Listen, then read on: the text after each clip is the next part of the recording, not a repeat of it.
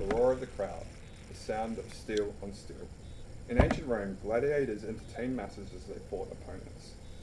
Using skills built up over time, these athletes navigated challenges, obstacles, and oppositions that faced them. Hi, I'm Daniel, and like a gladiator, my literacy journey is one of overcoming obstacles, building skills, persistence, and changing tactics based on the situation. It is for this reason I've chosen the metaphor of a gladiator in the arena to describe my English literacy journey. Like most people, my first experiences of English and that of my literacy journey were from my parents. As a baby, they would read to me, speak, and play games, building up my verbal communication skills. My parents also loved music, and in their downtime would play old Motown records from Aretha Franklin, James Brown, and Otis Redding. I have vivid memories of dancing around the lounge room and listening to the rhythm of the music. This exposure to oral language helped me build the foundations of my literacy journey and got me used to how communication between people happened. In addition to this, interaction with my siblings helped develop my social literacy, enhance my emotional intelligence and nonverbal communication skills. Recognizing through play, emotions, and body language helped me build these social literacy skills.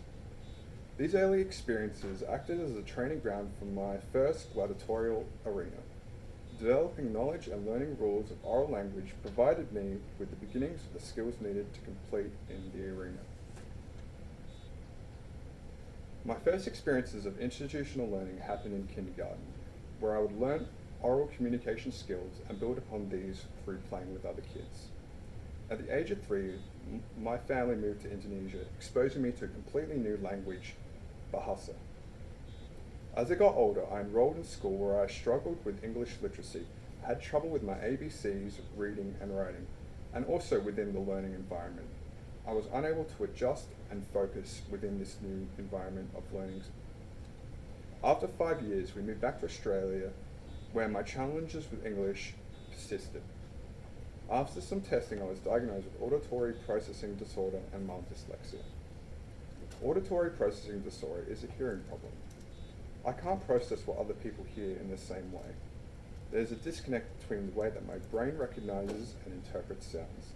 An example of this would be if a teacher stood up in front of the classroom and was able to tell orders to their students, my brain wouldn't be able to work out the order of these particular orders. Dyslexia, on the other hand, is issues with reading, spelling, and despite having an ability to learn, whenever I saw or read something, it would be orientated the wrong way around or have missing letters. These issues made it extremely challenging for me to develop the early learning skills needed for engagement with English literacy. My first arena, I was ill-equipped and losing my battles. English language was more challenging than I had anticipated.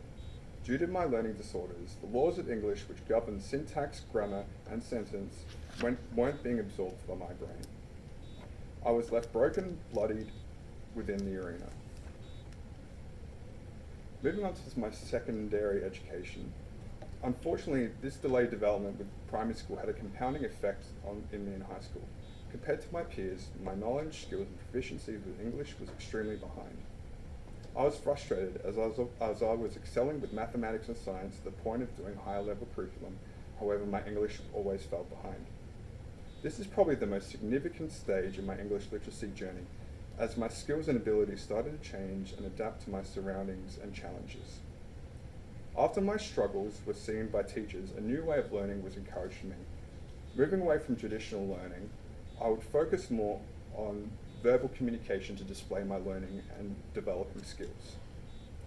In addition to this, I started spending a lot of my free time building my understanding of the English language, going through textbooks, reading, and going through tests provided from my teachers.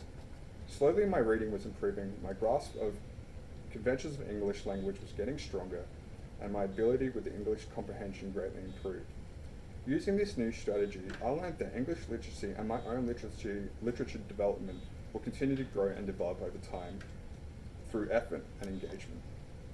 By adopting this new educational strategy, my understanding of literature development happened in a new way that worked best for me.